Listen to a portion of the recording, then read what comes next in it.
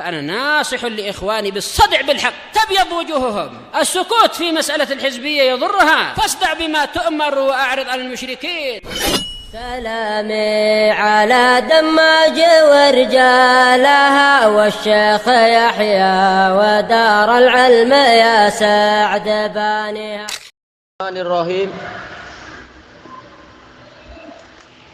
Kita masih di muka surat 144. Qala al-Imam Ibnu Katsirin rahimahullah. Mana kita? Qal wa haddatsana Abdur Razzaq. Ini siapa? Imam Ahmad kah? Aywa. An Ma'mar, Anil A'mash, An Abi Shalih, An Abi Hurairah. Jelas ini sanadnya sahih ya, ma'ruf semua. Anin Nabi sallallahu alaihi wasallam bimithli hadis Zuhri. Semisal dengan hadis Zuhri. Yang mana ini ya, Ma'mar dari Az-Zuhri, dari rajulin. Alhamdulillah ditukar dengan hadis yang dengan sanad yang setelahnya. Jayid kalau demikian. Wa qala al-Imam Ahmad, disebutkan dalam catatan kaki yang tadi sanadnya sahih. Tayyib. Wa qala al-Imam Ahmad, ada pembahasan wa huwa fi sahih Muslim. Ayo tayyib. Haddatsana Musa bin Ulay al-Misri. Qala haddatsana Ibnu Lahiyah. Ini Misri tapi ya sayang ma'ruf ya beliau. Sayyul Hifdz. An Abi Zubair al-Makki. Annahu sa'ala Jabiran. Cuma sayangnya yang tadi ya Ibnu Lahiyah. Bahwasanya beliau bertanya pada Jabir, Sami'tan Nabiyya sallallahu alaihi wasallam qol, apakah Anda mendengar Nabi sallallahu alaihi wasallam bersabda, idza dakhala rajulu baita fadzakara rasmallah, apabila seseorang itu masuk ke rumahnya lalu dia menyebut nama Allah, tentunya sebelum masuk, hina yadkhul, ya tatkala dia masuk, wa hina yata'am, dan tatkala dia makan. Qala syaitan la mabita lakum, syaitan berkata pada teman-temannya yang lain, kalian tidak memiliki tempat bermalam, wala asya'aha huna, dan kalian tidak mendapatkan makan malam di sini. Oh ya, berapa banyak orang yang ternyata rumahnya dimasuki setan dan dia tak sadar. Ya, orang kafir jelas rata-rata tidak menyebut nama Allah, rugi. Setan boleh cari penginapan free macam itu. Allahul musta'an, makanan juga free. Wa in dakhala wa lam yadhkur ismallah, apabila dia masuk dalam keadaan dia tidak menyebut nama Allah, inda dukhulih, tatkala dia masuk, qal adraktumul mabit, setan berkata pada teman-temannya, kalian mendapatkan tempat bermalam. Allahul musta'an. Bukan hanya satu, tapi entah berapa setan diizinkan masuk. Wa illam yadhkur ismallahi inda ta'amih, dan apabila dia tidak menyebut nama Allah tatkala dia makan, qal adraktumul gimana ini? Qal adraktumul mabit wal asya. Ya.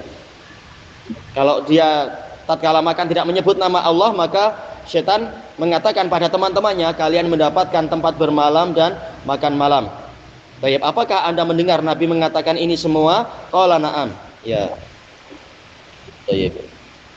Tapi kalau dalam riwayat Muslim jelas tidak melalui jalur Ibnu Lahiyah insyaallah untuk iktimatnya. Qala al-Bukhari haddatsana Muhammad, qala haddatsana Abdah an Hisham bin Urwah an abihi an ibni Umar. Ini ma'ruf sanadnya. Qal, ada catatan kaki enggak? Ya ma'ruf ya dalam Bukhari. Qala Rasulullah sallallahu alaihi wasallam, idza tala'a hajibus syams, apabila ujung piringan matahari itu, piringan kah? Bulatan matahari yang atas itu telah muncul, fada'us sholata hatta tabruz, maka tinggalkanlah sholat sehingga benar-benar matahari itu muncul sampai 1 tombak tingginya menurut riwayat yang lain itu. Wa idza ghaba hajibus syams, dan apabila ujung piringan matahari telah hilang, yaitu waktu maghrib, fada'us sholata hatta taghib, maka tinggalkan sholat sehingga betul-betul mataharinya itu hilang, sudah betul-betul terbenam. Wala tahayyanu, asalnya wala tatahayyanu bi sholatikum tulu asy-syamsi wala ghurubaha. Tatahayyan yaitu mencari waktu, hin artinya waktu, dan janganlah kalian sengaja mencari waktu untuk sholat kalian, yaitu saat terbitnya matahari ataupun saat terbenamnya dia. Ya, tahari tidak boleh menyengaja. Fa innaha tatlu'u baina qarnai syaitan au asyayatin. Karena sesungguhnya matahari terbit di antara dua tanduk setan atau para setan. Entah hakikatnya bagaimana, tapi ini pasti betul. Sebagaimana dalam riwayat yang lain, setan meletakkan tanduknya atau kepalanya pada waktu matahari terbit atau terbenam, sehingga orang-orang yang sujud ke arah matahari hakikatnya berarti apa? Sujud pada setan juga. Setan suka itu. Walaupun niat orang yang sujud tidak untuk setan. Nah, kita dilarang menyerupai orang-orang tadi. Walaupun kata Syekhul Islam tidak ada niat menyerupai itu selama ini, tapi tetap dilarang. Dilarang melakukan amalan yang dohirnya sama. La adri ayya dzalika qala Hisham. Saya tidak tahu. Ini kata siapa berarti? Kata Abdah. Saya tidak tahu mana yang dikatakan oleh Hisham, syaitan atau syayatin.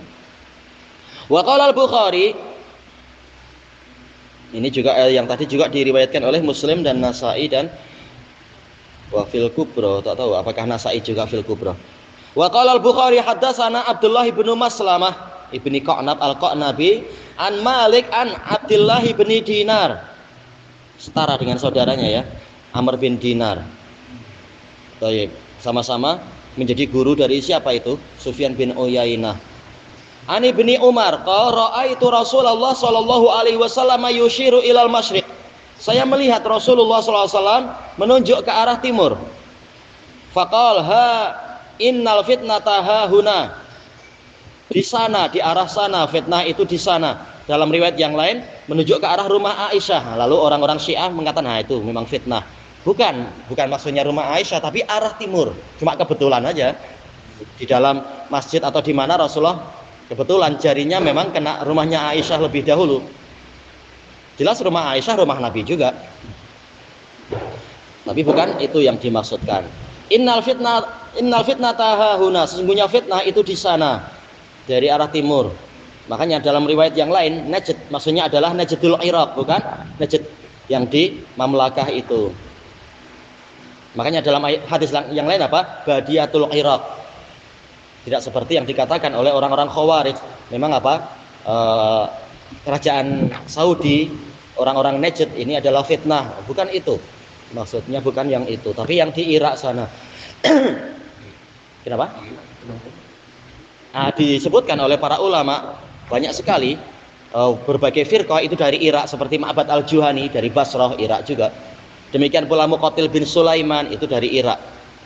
Dan seterusnya banyak sekali. Fitnah Qadariyah. Yang terakhir adalah apa? Yang sekarang ISIS, Irak juga kan ya itu ya. Nauzubillah. Apa? Sekarang. Iya. Min haitsu yatlu'u qarnus syaitan. Dari mana terbitnya tanduk syaitan, yaitu di arah timur. Termasuk dari berarti apa? Negeri matahari terbit. Jepun. Iya itu lebih kejam daripada negara-negara yang lain waktu menjajah. Buat fitnah. Hakadza rawahul Bukhari munfaridan bihi min hadzal wajh. Demikianlah Al-Bukhari meriwayatkannya bersendirian. Akhirnya bersendirian dari Muslim dari sanad yang ini. Wa fi Sunan disebutkan dalam catatan kaki Abu Dawud, Ibnu Majah. Anna Rasulullah SAW naha ayyajlisa baina syamsi wa dhil. Bahwasanya Rasulullah SAW melarang untuk seseorang itu duduk di antara matahari, yaitu pancaran matahari dan bayang-bayang. Tayyib. Wa qala innahu majlisus syaitan. Sesungguhnya ini adalah majelisnya syaitan. Tayyib. Dan para pensyarah mengatakan tidak ada alasan untuk menakwilkan dari zahirnya. Karena apa? Rasulullah lebih tahu. Maka hukumnya sesuai dengan zahirnya, memang itu tempat duduknya syaitan. Kita dilarang menyerupai dia. Dan dilarang duduk di tempat yang boleh jadi di situ kita akan terkena suatu bahaya sedikit demi sedikit. Yaitu apa? Sebagian pensyarah memang menakwil. Lalu pensyarah yang lain mengatakan tidak ada alasan untuk menakwilkan dari zahirnya, yaitu boleh dia dihukumi sesuai zahirnya karena Rasulullah lebih tahu. Memang zahirnya ini tempat duduknya syaitan. Apa alasan kita untuk mengatakan mustahil? Memang sebagian pensyarah aneh, maka dibantah oleh para pensyarah yang lain seperti Al-Munawi, seperti juga apa? Imam As-Sun'ani. Mau ambil kunci? Berarti ini duduk di bawah bayang-bayang. antara bayang-bayang dan cahaya matahari, yaitu tengah-tengah istilahnya. Kalau mau bayang-bayang, langsung aja bayang-bayang seperti hadis Jabir, Rasulullah memilih bayang-bayang. Atau kalau mau duduk di terik matahari sebentar nggak masalah, tapi jangan di antara-antara. Setengahnya di bayang-bayang, setengahnya di itu. Nah, ini yang dikatakan bainas syamsi wal dhil. Dan juga aneh kenapa harus di antara. Tapi itu masuk akal tatkala kita di Damaj waktu ada seringnya waktu apa itu? Ada acara menyolati jenazah, bukan menyolati, apa namanya itu? Ya, penyelenggaraan jenazah itu. Kadang kalau selesai sholat kita kepanasan, langsung orang-orang cari bayang-bayang, cari naungan pokok. Tapi karena bayang-bayang tidak seberapa, kadang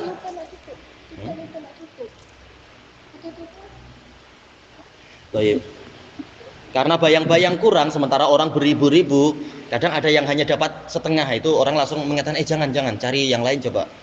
Atau sekalian aja, akhirnya kita sekalian di bawah terik matahari sebentar nggak apa-apa. Sebagian pakai sajadah atau pakai sorban. Yang penting jangan setengah-setengah. Juga nanti kulitnya jadi setengah-setengah kan kalau gitu ya. Sebagian yang lain mengatakan ada hikmah kesehatan, yaitu kalau panas semua tak masalah, yaitu istilahnya apa, metabolisme badan akan menyesuaikan diri. Atau kalau di bawah naungan dengan betul semuanya, itu tak masalah. Tapi kalau setengah-setengah badan boleh kacau itunya, metabolismenya dan sebagainya. Ini dari sisi kesehatan. Baik, ya memang yang namanya syariat pasti ada hikmahnya, ada manfaatnya. Tapi bukanlah manfaat itu dijadikan untuk menghakimi syariat bahwasanya yang dinamakan tempat duduk setan ini cuma majas, tidak. Rasulullah lebih tahu. Ada pembahasankah di sini? Di sini juga dikatakan yaitu riwayat Ibnu Majah dan juga Musnad Imam Ahmad. Baik, ini sahihah. Memang sananya sahih, dulu pernah ana periksa. Waqad dzakaru fi hadza ma'ani. Para ulama telah menyebutkan tentang hadis ini beberapa makna. Wa min ahsaniha, ya, termasuk yang makna yang paling bagusnya annahu lamma kana al-julusu fi mithli hadzal maudhi. Tatkala duduk di tempat yang seperti itu, setengah-setengah macam itu, fihi taswihun bil khilqah, akan memperburuk fisikal. Ya, kalau lama-lama jadi gelap setengah dan terang setengah. Fima yura, yaitu dari apa yang nampak. Karena yuhibbuhu syaitan, ini disukai oleh syaitan. Li'anna khilqatahu fi nafsihi musyawwahah, karena fisikalnya syaitan sendiri memang buruk. Baik. Tapi dari mana kita tahu fisikalnya syaitan buruk? Jelas kita tak mampu melihat dia kan. Ini jelas diketahuinya dari qarinah-qarinah atau dari Israiliyat. Qarinah menunjukkan apa? Bahwasanya yang dinisbatkan kepada manusia dan yang dinisbatkan pada malaikat pasti yang bagus-bagus. Yang setan pasti apa? Dinisbatkan pada yang buruk-buruk. Nah, ini boleh jadi, Allah lebih tahu. Demikian pula misalkan hadis Abi Hurairah dan hadis Ubay bin Ka'ab. Tatkala setan, kalau Abi Hurairah nggak nampak ya. Kalau yang Ubay bin Ka'ab itu setan menampakkan tangannya memang seperti kaki anjing yang penuh bulu. Jadi ini buruk istilahnya. Wahada mustaqirun fil adhan, dan gambaran ini memang telah menetap di dalam benak umat manusia. Setan itu bentuknya buruk. Bahkan dalam cerita-cerita kartun mungkin ya, ada ekornya lah, ada tanduknya, ada taring, ya jelas nampak buruk. Tapi apakah layak untuk menakwilkan hadis tadi? Kalam Imam Syaukani dan juga As-Sun'ani, Al-Munawi itu lebih baik, yaitu dohirnya, karena Rasulullah tidak membicarakan masalah khilqah. Rasulullah mengatakan ini tempat duduknya syaitan, selesai. Tak perlu susah payah menakwil, ini perkara gaib. Walihada qala ta'ala, maka dari itu Allah Ta'ala berfirman, tal'uha ka'annahu ru'usus syayatin. Mayang dari apa itu? Zakum kah? Tanaman zakum itu seakan-akan dia adalah kepala syaitan. Jelas ini gambaran, ini qarinah memang buruk. Baik, polanya pola agar orang lari dari makanan zakum itu. Berarti apa ya? Jangan masuk ke neraka. Baik. As-sahih annahum asyayatin. Baik, ini untuk membantah siapa? Apakah membantah takwil terkait dengan ayat ataukah takwil terkait dengan hadis Jabir tadi? Hadis siapa tadi? Hadis Jabir kan? Enggak disebutkan ya hadisnya apa ini. Taib. Yang benar memang mereka adalah setan. Wala darbun minal hayat, bukan jenis ular. Tak tahu Ibnu Katsir sedang membantah penakwilan terhadap ayat As-Saffat ataukah terkait dengan hadis.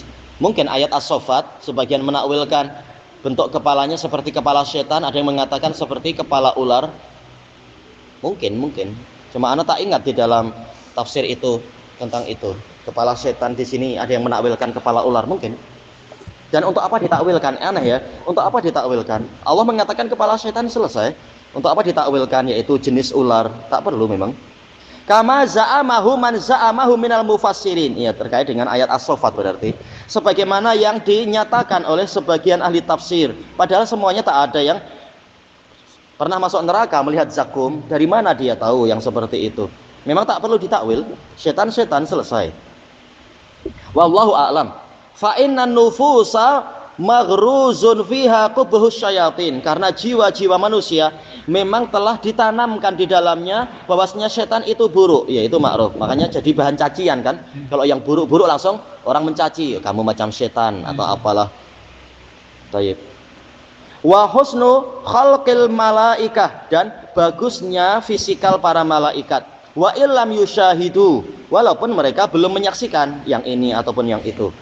Walihada qala ta'ala tal'uha ka'annahu ru'usus syayatin. Baik. Wa qala niswatu lama syahadna jamala Yusuf. Para wanita berkata tatkala mereka menyaksikan ketampanan Nabi Yusuf, hasyalillah ma hadza basyara in hadza illa malakun karim. Baik. Ini mahijaziyah ya. Dohirnya ya mahada basyaron, mahijazah ya'malu amala kana wa akhawatiha. Basyaron sebagai khobar mansub. Maha suci Allah, hasyalillah, subhanallah. Orang ini bukan manusia, tidaklah orang ini melainkan malaikat yang mulia. Padahal tak ada yang melihat malaikat, tapi memang telah tertanam di dalam jiwa malaikat itu pasti indah, handsome dan sebagainya. Thayyib ilahuna wallahu a'lam. Baik.